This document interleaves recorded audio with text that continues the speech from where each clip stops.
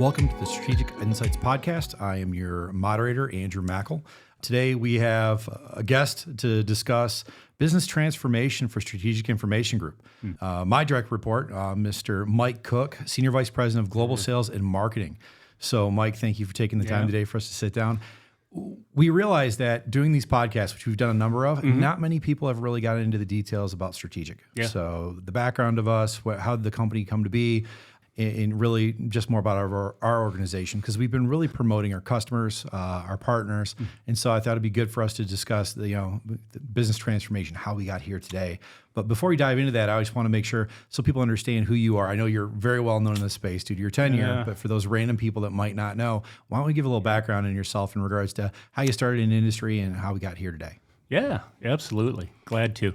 So you might want to go back to school. So I went to Michigan State, packaging engineer, MBA at Wayne, and but learned a lot about manufacturing. So went from packaging engineering into I wanted to manufacture things. So worked for an automotive manufacturer, scheduling, craziness, understanding, just how hard it is to run an automotive, supplier. That went into my love for software. So out of necessity, near Y2K, I was responsible for IT as well and convinced myself that I wanted to leave manufacturing and get into systems. Made the leap into sales with a small local firm called RCM Technologies. So carried a bag, sold ERP software, learned the industry, and that was with QED software. So that was the origins of myself. Went from sales, carrying a bag, to sales management, and then ran the unit. I was the general manager of RCM Technologies.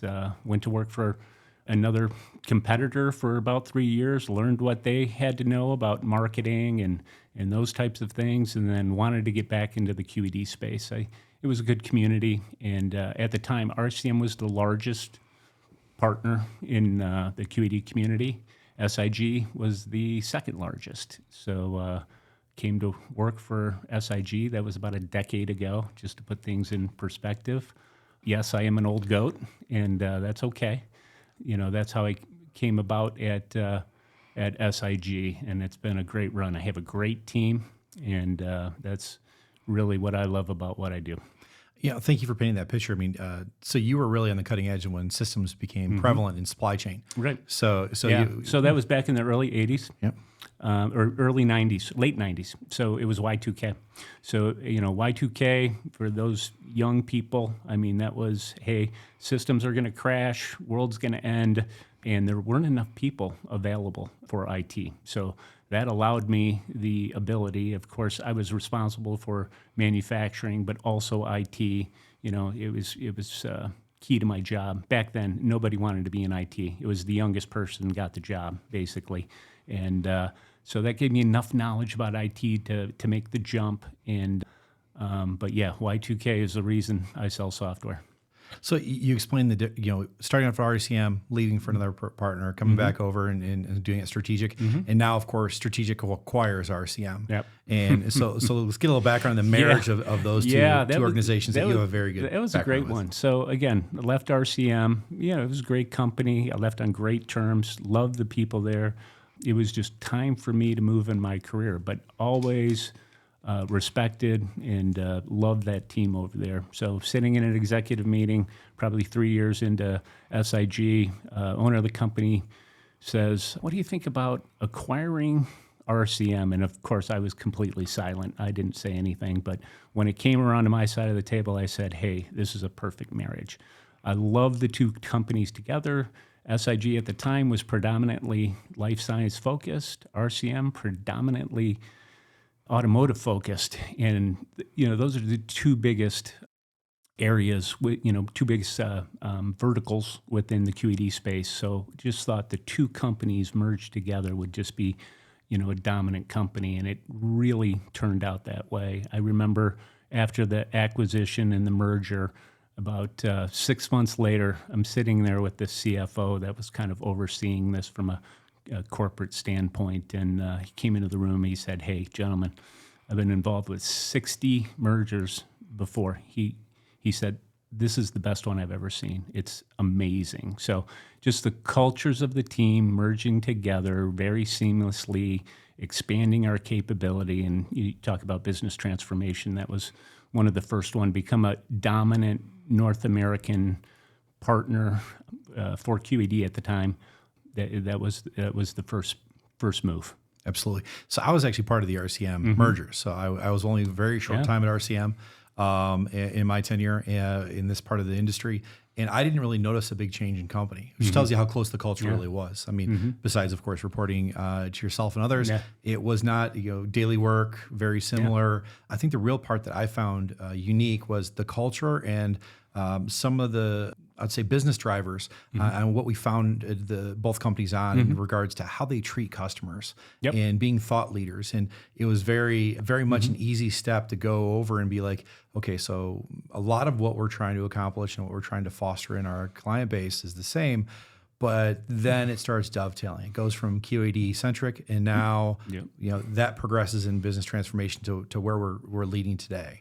And so, give us a little background on that history. I mean, because we've been now coming up on 10 years. Yeah, and it was interesting in the acquisition. I think it was around 25 people. There were 2 I didn't know, and you were one of them. So, very blessed that you're part of the team, and that worked out phenomenally. But one philosophy I had when I sold, and now that I'm responsible for management, the same tenet holds true: is take care of the client, right? And give them the truth and help them make a good business decision. If we're doing that, we're doing our job. That I didn't say anything about selling them software, selling them services. What I found is you give people your experience, you give people your information. Hopefully they buy from you. Hopefully that makes, a good relationship. And we kind of predicated our business on that philosophy. And it's really held true. I remember Susie, our CEO, did a study recently and shows the average tenure with one of our clients is 10 years. So we're not about the transaction. We're about a long-term relationship and becoming a trusted advisor. And I know that's a cliche. I don't even like the but it really transcends that. It's a personal relationship with your clients to help them make a good decision. And I can live with that. Yeah, I think one of my first experiences running a sales cycle with yourself and Susie, the way that was presented to the customer, which I really resonate with, is I'm giving you my experience to educate you as a consumer to make a buying decision. I'm not trying to influence. I'm trying to let you know. And the one part that really resonates, I think it was the second or third opportunity I had after the acquisition. We walked away from an opportunity because we told them we weren't a good fit, and they were actually mad that we canceled the meeting. It's like, listen, we're not in the business of selling for the purpose of selling. Retention matters, and that's when I knew culturally I was going to be very happy with the acquisition. Yeah. So it doesn't help anybody if you sell somebody on something they don't need. It really is a two-way street. And you have to find the right buyer with the right seller to make a good long-term partnership. So we go from this acquisition where you take an automotive-centric company and a life science-based company together, and you take talent pools that are specific to QED in different areas, but it really gives us a superset of consultants that can cover the vast majority of the product. But then all of a sudden, more requirements come and changes happen in industry. We start seeing more third-party best practice solutions come out there. How does that transform to where we are today? Yeah. So, if you think about the mergers of the two companies really gave us economies of scale. So some of the benefits from that were building a SigServe team, which is really resonating with the clients right now. Have that ability, 7x24 support, not only technical. A lot of people think of managed services as only technical, but we do it for application. We do it for EDI. We really do it across the board to help supplement what our clients need. So, especially in the QED space, we're getting older. I'm an example of that, right? That aging, work, employees. Hey, how am I going to fill the next gap? So we've filled that space, and it's really resonating with clients right now. Is that so? the growth of economies of scale in North America, then we started looking beyond. So, the next target was Europe. So, bought a small company in Europe called Galantis, and that was the beachhead that we've grown over there. So, have sales representation and services over in Europe. Tremendous growth over there. Some great clients that we talked about, anchor clients over in Europe, and we can continue to grow from that standpoint. It's been an excellent addition, as a lot of our North American clients have locations in Europe. Right. And not having to either fly consultants or support remotely, we have the ability to support and sell local, which I know is the original tagline from back in the RCM days, which, funny enough, even with this business transformation, we're still having that capability in these new geos. Right. So, support local, sell local, right? And that's what we really always try to do. Now, the world has changed. Talk about transformation, COVID, work remote, that was tremendous transformation of the business. That was, oh no, what is going to happen? Will consumers change the way they consume? I mean, that's really what it came down to. But as an organization, we were perfectly situated for it, understood remote capabilities, had laptops, accustomed to Zoom, all the things that are now normal business. We were kind of ready for it 5 years ago. So just really interesting to kind of play back, have a discussion on, how things have progressed. So it's been a great ride from that standpoint. Yeah, you'd imagine that during that type of market change and challenge, that business would have died off. And instead, it doubled down and got busier. Yeah, we did some projections. I remember sitting around saying, boy, how much is this going to impact us? Sales could go 35, 40%. I remember sitting there going, I think we're going to be fine. I think we're positioned well for this. And, there was a dip. It might have been 10%, but it was small compared to what it could have been. And people have changed their habits, remote implementations, remote support, shift to SigServe and managed services, that it's all, kind of based on that disruption to the business. And as we know that talents have to be greater than ever. So when you talk about SigServe, we used to do staff augmentation, and then someone would train somebody up, and then our person would come back over and become a consultant. We realized that as these products have gotten more advanced, whether it be quality, whether it be ERP, you name it, it's harder for people to find top talent. And then the cost of hiring, training, or supporting them in managed service just seems to be resonating with people when it comes to be on the predictable, forecastable, reoccurring cost of the organization. I don't see that slowing down anytime soon, especially with how fast you have to be able to change the market. But, as we look at that, there have been a number of things that have changed. So we talk about in the early 2000s, everybody wanted one platform to do everything, where I think the software was basically like a kidded swimming pool. It was 3 feet deep, but it was really wide. And then all of a sudden, as it grew, more and more customers said, hey, maybe we should go with best of breed. And it kind of flopped back and forth between you go to one throat to choke or one place to go.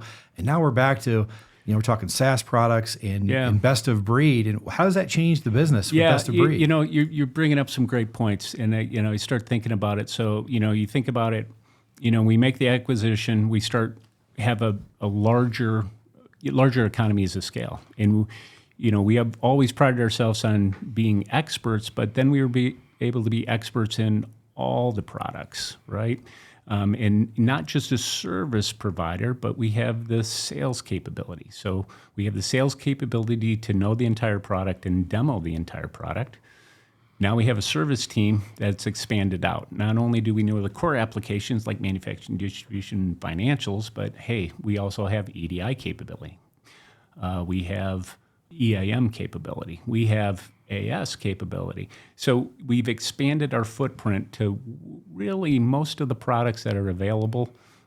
We have the internal capability to support, which then leverages into that extended service support that we're able to do with SigServe. So it kind of all marries together by having a large enough company now, to be able to do that. So it's a huge competitive advantage for SIG to offer that full suite of service. You don't need to go to multiple partners, okay? And the other thing goes back to the trust issue, right? We're giving advice as an organization, right? So if you think about it, another firm that only does services, what are they going to recommend to you? Yeah. Are they going to recommend the software, another software that does it, or are they going to recommend a service that they provide or a modification that they provide? I used to see this all the time in the olden days when customizations were pretty commonplace, okay? Would they recommend a packaged software or a custom developed? Well, who's asking you, or who's recommending that? If it's somebody that only does programming, interesting that they recommended, custom programming. So the beauty of SIG, we do it all, whether it's technical, application, partnering with other clients, which we have a huge portfolio now. What are we going to do? We're going to recommend what the best solution is, the optimal solution, because we do it all.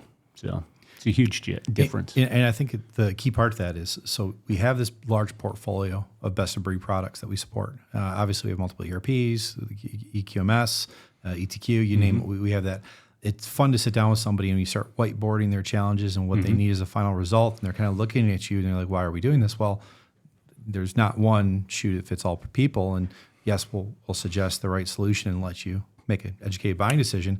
And that's a lot of the times where we come down and say, hey, we aren't a good fit if it comes down to it in that session. But if we are, here's the pros and cons of each product. And having such a big portfolio allows us to do exactly what you said. We're not only pitching the one thing we know, we're pitching, we're actually adding to our portfolio when we find enough requirements that we're not meeting. I mean, and that's, I think, how a lot of the products that are currently in our portfolio came to be, is because we started running into more and more needs for them. Absolutely. So that's the last part of the transformation, if you think about it. So we've transformed from 30 years with QED into a business solutions organization. So we kind of went out and said, hey, from an ERP standpoint, should this be the only product we work with? And we said, is a good idea to have more options, and that's where NetSuite came about. So it's been a great relationship with NetSuite. They've come along and been a great partner as far as what they can provide. So we're very excited about what we can do going forward. But like when I talk to people, hey, I have a great plan A and I have a 1A and a 1B. And I have two great options, which, if you think about it, we've done our own internal selection. We've been courted by any software out there that you want to think of, personally courted. Right now, we're working with QED and NetSuite from an ERP perspective, and our clients are really benefiting from those relationships. So that's on the ERP side.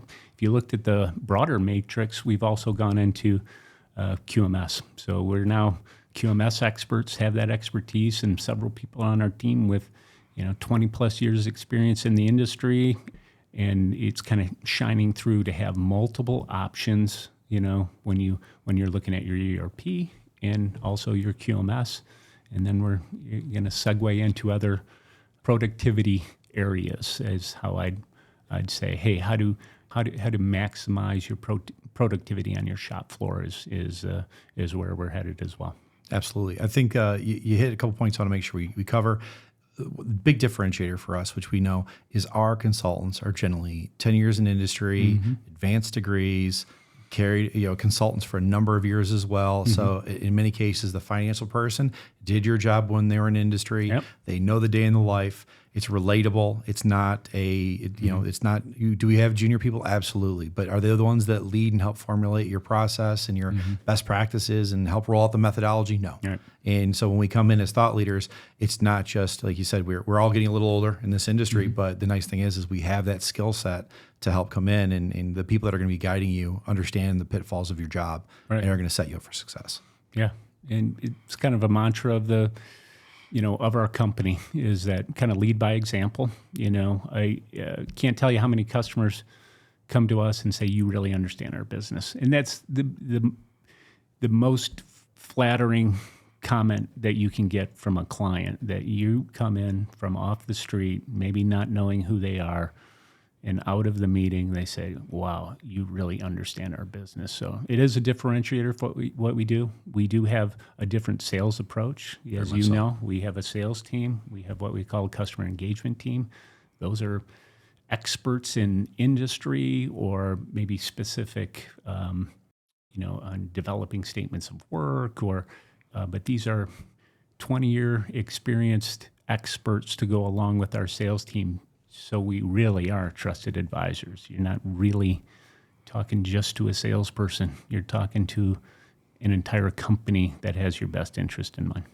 So that entire culture started, of course, at Strategic and RCM in the and still is part, as you just noted right now, as we look to be a global business portfolio company like we are and do portfolio sales and support and be thought leaders. It's still the core mission to how we support our customers. Yeah, it's our core mission. It's our core mission. It has been. I said that was one of the key reasons that the acquisition worked so well with RCM. It's one of the reasons in how we select our partners, right? It's one of the premier reasons that we select a partner is how well will they partner? Do they have the same go-to-market philosophy that we have? Take care of the customer first at all cost. If it's not, we're not interested in it. It's we're not transaction based. We're long-term based, and that's how we run our business. It's probably why it took us to the 20th podcast to talk about ourselves and not our partners. On that note, I think it's good for us to wrap here and understand a little bit more about Strategic and how we came to market, and it's a good value understanding. Yeah. I think we'll probably have a follow-up at some point, and we'll get some of the partners that we had on the calls this morning. We'll get the leadership in, and we'll discuss in a year from now and how this keeps going forward. Because as we look at business transformation, we're not getting any smaller. We're not getting any slower. No, we're really excited. I've been at SIG now over a decade.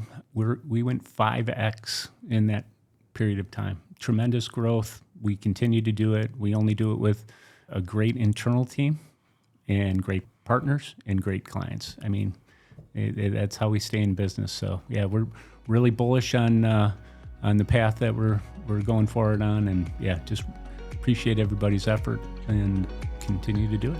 Absolutely. Well, thank you for your time today, Mike, and look forward to speaking again in the future. Awesome. Thanks. Thank you.